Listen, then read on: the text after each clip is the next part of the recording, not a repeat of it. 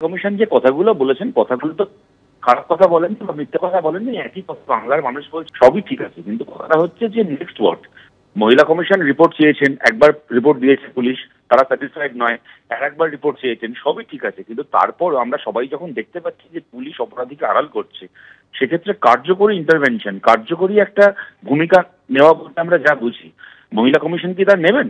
আমাদের ধারণা নেবেন না, কেননা আজ অব্দি কোনোদিন নেননি। জাতীয় মহিলা কমিশনের আলাদা কোনো সম্মান এবং অস্তিত্ব আদৌ আছে কিনা বিজেপির বাইরে, সেটা নিয়েই তো প্রশ্ন আছে।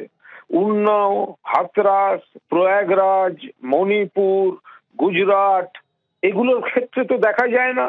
শুধুমাত্র যেখানে বিজেপি বিরোধী সরকার, যেখানে মানুষ বিজেপিকে প্রত্যাখ্যান করেছে, সেখানে একেবারে বিজেপির সংগঠন নেই, শাখা সংগঠন বা গণসংগঠন হিসেবে এই মহিলা কমিশন কেন্দ্রে তাদেরকে ওরা পাঠায়। বিজেপি তার দলদাসদের দিয়ে, তার শাখা সংগঠনকে দিয়ে রাজনৈতিক পদক্ষেপ নেওয়াচ্ছে, এর আলাদা বাড়তি কোনো তাৎপর্য নেই।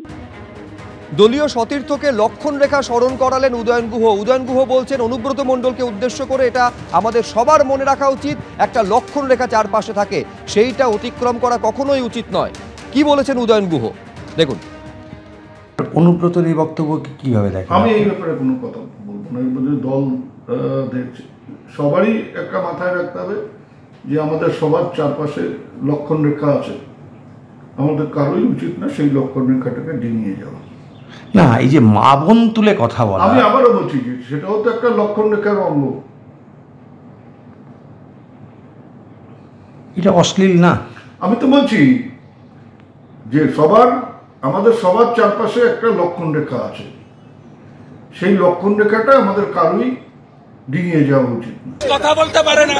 মমতা প্রথম এসে রেশন বন্ধ করেছে, আর পুলিশের দুটো ইউনিয়ন ছিল, একটা নন গেজেটেড, একটা অ্যাসোসিয়েশন, দুটো তুলে দিয়েছে। দিয়ে ওর বাড়িতে যে বাজার করে শান্তনু সিনহা, ওকে দিয়ে ওয়েলফেয়ার বোর্ড করেছে। তাই পুলিশ বলতে পারছে না, পুলিশের হয়ে আমাকে বলতে হচ্ছে। বোলপুরে গিয়ে আমাকে মিছিল করতে হয়েছে পুলিশের স্ত্রী আর মায়ের সম্মানের জন্য।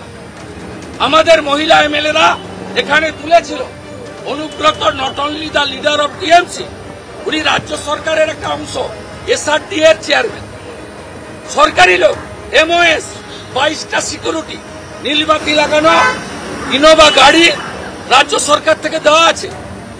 বিধানসভায় বলতে দেবে না, বললে তো মুখোশ খোলা যাবে। লক্ষ্মীর ভান্ডারও কাজ করবে না, আর গজা আর পেড়াও কাজ করবে।